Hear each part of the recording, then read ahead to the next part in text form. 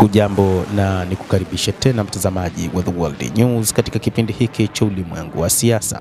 Naitwa Adam Hussein. Ripoti ya The Atlantic inaeleza kwamba Iran ndiyo taifa lenye nguvu ya kikanda, si Marekani au Israel. Iran katika wakati huu linatajwa kuwa taifa lenye nguvu ya kikanda katika eneo la Mashariki ya Kati baada ya kujihakikishia kwamba imepata ushindi katika mapambano dhidi ya Marekani na Israel. Mtaalamu maarufu wa masuala ya kisiasa na kimkakati wa kihafidhina wa Marekani amesema kwamba vita vya Marekani na Israel dhidi ya Iran vimekuwa na matokeo kinyume na matarajio na vimeshindwa kuilazimisha Tehran kusalimu amri, na badala yake vimeimarisha ushawishi wa Iran wa kikanda, vikifichua mipaka ya nguvu za kijeshi za Marekani na kugeuza lango la bahari la Hormuz kuwa chanzo kikuu cha ushawishi wa Jamhuri ya Kiislamu ya Iran.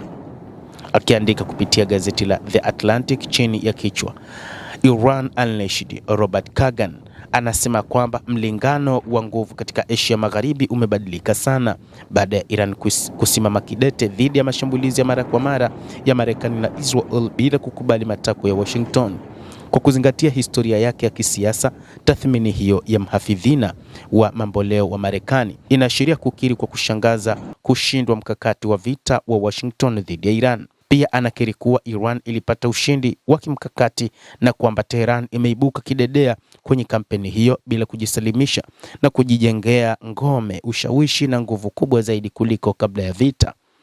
Kagan ameandika, nguvu kuu katika eneo la magharibi mwa Asia siku zijazo itakuwa Iran, si Marekani au Israel, akisema kwamba mataifa jirani tayari yanazoea mazingira ya kikanda yaliyobadilika kimsingi. Robert Kagan ameyataja makubaliano ya Juni mwaka 2026 kati ya Iran na Marekani yaliyosimamiwa na Pakistan kuwa yanaakisi mlingano huo mpya wa nguvu.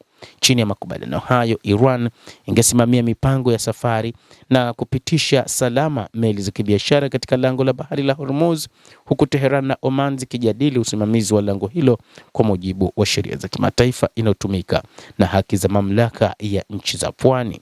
Ameyataja makubaliano hayo kuwa ni ya faida kubwa kwa Iran, akisema kwamba hayakurejesha utaratibu wa safari za baharini kabla ya vita wala hayakuipa Washington jukumu lolote la kusimamia njia hiyo muhimu ya majini.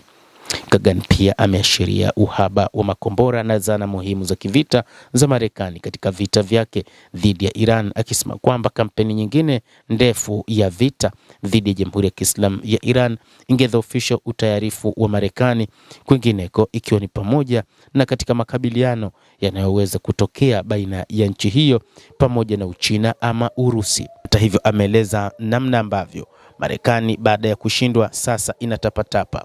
Marekani inatafuta namna ya kuidhoofisha Iran, huku ikiweka vikwazo vikali, kwamba Marekani inahakikisha kwamba hakuna nchi ambayo itaweza kushirikiana na Iran katika nyakati hizi.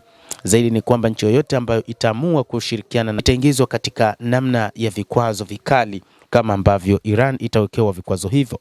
Hata hivyo, vikwazo hivi vinaonekana ni vikwazo ambavyo kimsingi Iran wanaviona ni vya kawaida mno, na kwamba wataweza kuendelea na maisha kama ambavyo ilikuwa miaka iliyopita, zaidi ya miaka 40 baada ya kuundwa kwa mapinduzi katika Jamhuri hiyo ya Kiislamu ya Iran. Mtazamaji wa The World News, hayo ndio tuliokuwa nayo.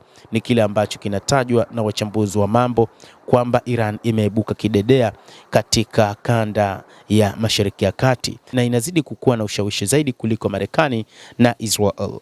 Endelea kutufuatilia mtazamaji, lakini nikusihi usisahau kulike, kucomment, kadhalika kusubscribe channel yetu hii ili upate habari hizi kwa mapana kupitia The World News. Jina langu ni Adam Hussein. Endelea kuwa nasi wakati wote, endelea kutufuatilia.